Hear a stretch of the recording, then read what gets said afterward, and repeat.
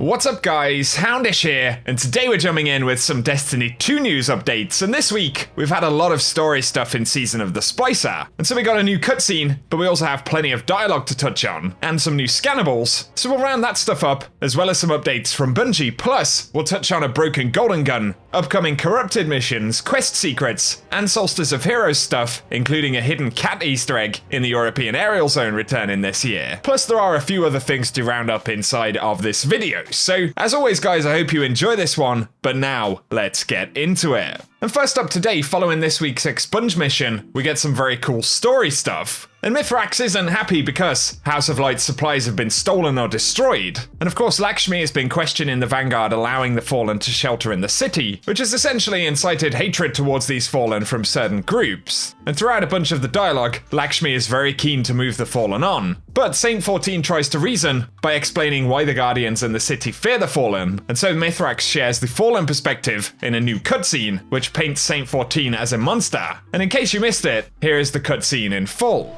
Once, in a city grander even than yours, we prospered.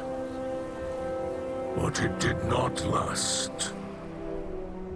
Our great machine abandoned us. And when we pursued it, you sent something back. A creature fueled by hatred. It tore through our great houses like they were nothing. And then it came for the rest of us.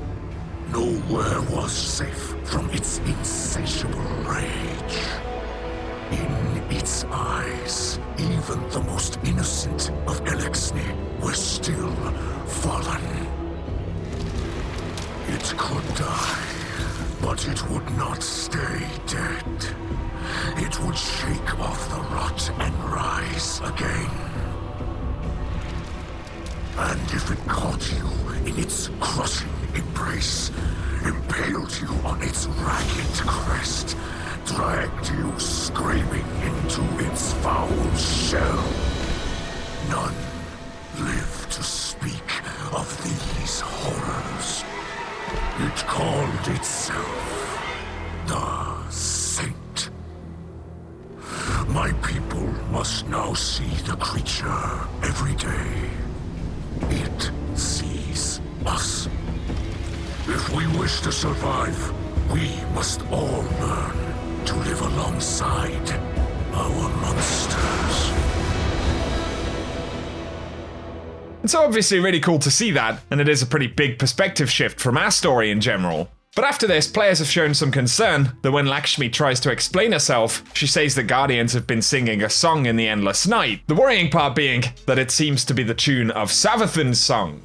Rise up as one, march toward the sun. And so this is further evidence that Savathun is slowly taking hold and her influence spreads. Give us any thoughts you have about that, but also, in the Fallen Quarter following the cutscene, there are a handful of Scannables which appear, with dialogue from Ido, Mithrax's daughter, who gives us more insights into the Fallen, how they feel about Guardians, and their relationship with the Traveler. There is some pretty cool dialogue in there, so we'll round them up at the end of the video. And also, you can hear cute baby Fallen, or Smollen, sounds in the quarter as well.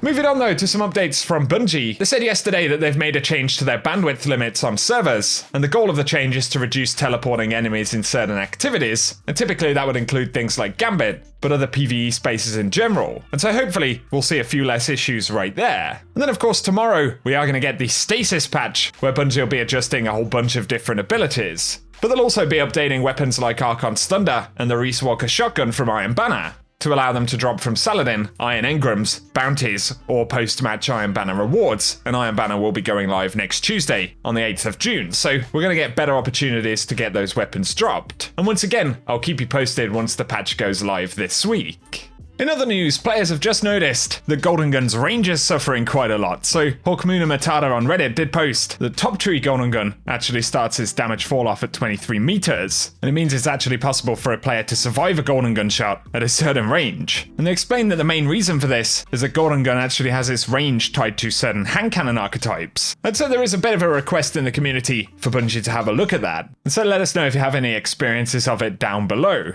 Now, in terms of the remainder of the content for this season, and specifically some of the key beats, we're going to get the third expunge mission, which is Tartarus on Europa, and that'll be next week as part of the Path of the Splicer 5 quest. But then on the following week, we finally get access to a corrupted variant of one of the expunge missions. So this will be the Corrupted Labyrinth on the Tangled Shore, and we can get an idea here from some of the database previews as to how these are actually going to look. So we can see these are kind of washed out Taken style spaces with the floating Taken orbs. Obviously, this will link to the story for the season, so that's going to be pretty cool. Then in the 7th quest, we'll get access to the corrupted version of the Styx expunge mission on the moon, and finally the corrupted version of the Europa expunge mission in the 8th weekly quest.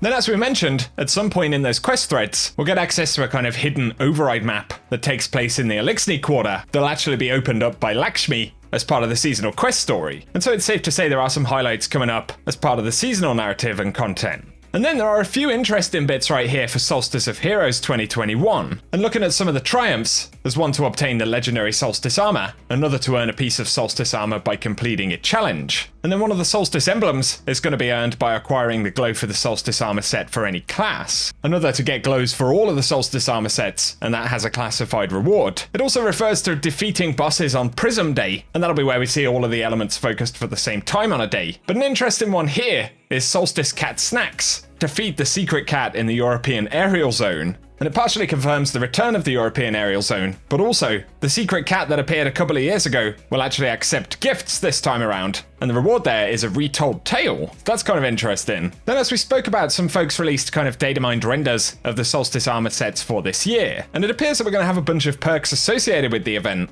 that affect armor upgrades this time around. So there's one that allows rare Solstice armor objectives to progress faster, but there are 2 different variants of the perk, so I'm not sure if we're going to see a kind of perk upgrade system for the event or whether they're just purchasable items. But there's one that allows legendary Solstice tier 1 armor objectives to progress faster, once again with 2 variants, and then we have others that'll affect the rewards we can get. So Solstice packages tier 2, where Solstice packages have a chance to drop superior tier 2 Solstice armor, and another that allows tier 2 armor from Solstice packages to have a chance to drop with higher stats. And so they're going to be referring to the different upgrades and variants of the armor by tiers by the sounds of it, and potentially this could have been mixed up a little bit compared to what we've seen over the past couple of years. However, for the moment, we can't actually see any of the individual armor objectives just yet, but nonetheless, it looks like things could work just a little bit differently for the event this time around, and I'll be curious to get any thoughts from you guys down below. We should also mention once again that a Solstice of Heroes shotgun has been spotted inside of some of the trailers for the season. We can't currently see it in the database to talk archetypes, perks, and things like that, but we are at least going to be getting a somewhat dedicated or unique weapon for Solstice of Heroes this year. Something we should touch on here, but Bungie are continuing to hire a whole bunch of developers and members of the team across multiple disciplines for both Destiny, but also their upcoming unannounced game. And there are ones for incubation senior multiplayer designers, but also social designers, and then an incubation art director. And these ones are referring to the new IP that Bungie are working on, and it also indicates the kind of stage of development they're actually at. But they also have quite a few that have gone up for Destiny related content. And one we learned about over the past couple of days is Peter Fabiano, who's been working at Capcom for many years, but is also the producer of Resident Evil 7 and Village. So they announced that they're going to be moving over to the Bungie team. And they also said Eyes Up Guardian, which suggests it is possible that they're going to be working on Destiny 2 in some capacity, which is curious considering the kind of dark story direction that we're going to be seeing over the next couple of years. And so we are still seeing it. And so right there, we are still seeing plenty of evidence that Bungie are scaling up, which of course they did speak about a bit a few months back. However, it's interesting news to cover nonetheless.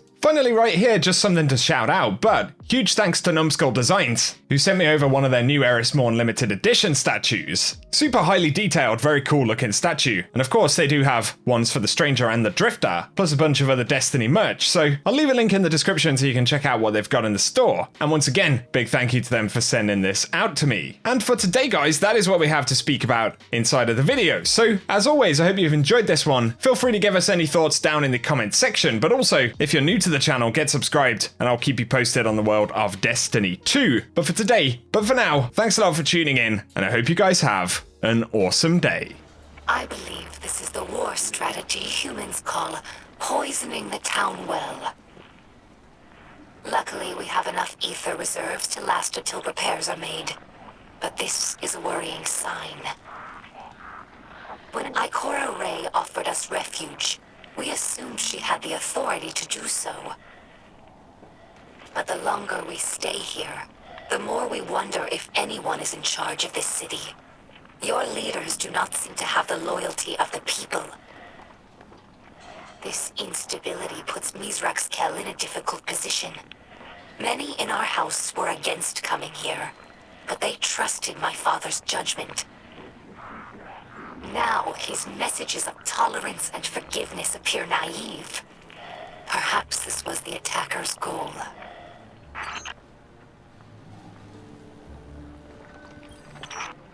This sharing of hatred, as my father would say, is disappointing but not unexpected.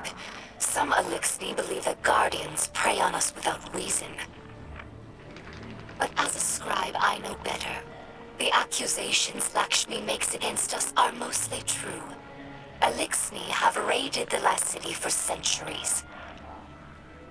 They were driven not only by desperation, but by unspoken resentment at the Great Machine's abandonment. Every Kel since the Whirlwind has tried to unify Elixni in opposition to humanity. This war-like mentality has been a weakness. The House of Light tries to unify Elixni with humanity, not against them. And this is how we are received. Hello, my name is Ido. My father is Mizrax, Kel of our house. I took my name from his first awoken friend, Sir Ido. As scribe for the House of Light, it's my job to preserve our house's history, so that hatchlings may one day learn our stories.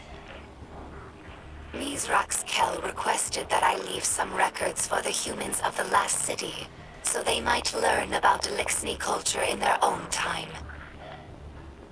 As he says, inside a catch, everyone breathes the same air. Though I have doubts that the humans will care to hear our stories, the snipers who look down on us do not seem like the curious types. But the Great Machine has chosen them, so I must give them the benefit of my faith. Hopefully this effort does not go wasted. I'm surprised humans would destroy a representation of the Great Machine. My research with the Awoken suggested that humans revered it as we do. However, my personal observations have not supported that conclusion. I understand the city used to have an official speaker, a sort of cleric who spoke to the Great Machine's will. However, human records state that role was abandoned after Dominus Gaul sacked the city. To leave the Great Machine without a representative among the people seems heretical. Many Elixni believe that humanity takes the Great Machine's blessings for granted, just as we once did. Perhaps they're right. I discovered this shell among spider supplies. Many Elixni fear Guardians, but delight at your ghosts. We think of them as extensions of the Great Machine's will, deserving of reverence. When we arrived here, we were surprised to discover that many Guardians treat their ghosts like equals, or worse, like servants. Guardians throw their lives away for sport, in games like Crucible or Gambit, taking the miracle of resurrection for granted. As if ghosts needed the humans and not the other way around. Elixni have had their blessings from the Great Machine, it's true, but we've never known the power that ghosts grant humanity. I think that if Elixni became Guardians, we would use the light to serve the Great Machine, not our own amusement. This Shank has been with us for many years. She's temperamental, but loyal. She's in need of constant repair, but we're used to it. Our house has fixed every part of her, from sensors to exhaust. So when I look at her, I don't see an object. I see the members of my house. I see myself. To us, machines are vessels, not just tools. This is why scrapworking is so important to Elixni culture. It's a way of sharing our spirit with the world, even when we have nothing. I'm sure that Guardians feel the same way about their tower. It's more than a hollow form, more than the rubble it was built from. The tower is the keeper of the Vanguard spirit, and you would defend it more fiercely than any other building. Is it not so? Many Elixni spend their whole lives on ships. They become more than a home. They're like a member of the family. Mizrax found me in the vent of a wrecked ship, you know. We joke that my father is a Splicer and my mother is a Ketch. After the fall of our homeworld, Reese, Elixni scattered across the stars. Having lost our grounding, Ketches evolved from modes of transportation into permanent homes.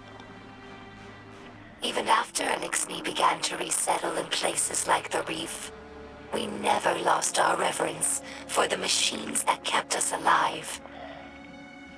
Now, after so much wandering, it's hard to believe that there's real ground beneath us and a real sky above. Some Elixni tell hatchlings that these wards keep Guardians from attacking us in our sleep. We know this is not true, of course, but it helps hatchlings to rest peacefully. Soon enough, they must learn that the Guardians cannot be stopped by such things. That they cannot be stopped at all, even by death. After that, the ward changes meanings. For grown Elixni, it's a reminder that the Great Machine blesses life givers and killers alike. But now that we have seen the Guardians among their own people, taking orders and making awkward small talk, I don't think this tradition will continue in the House of Light.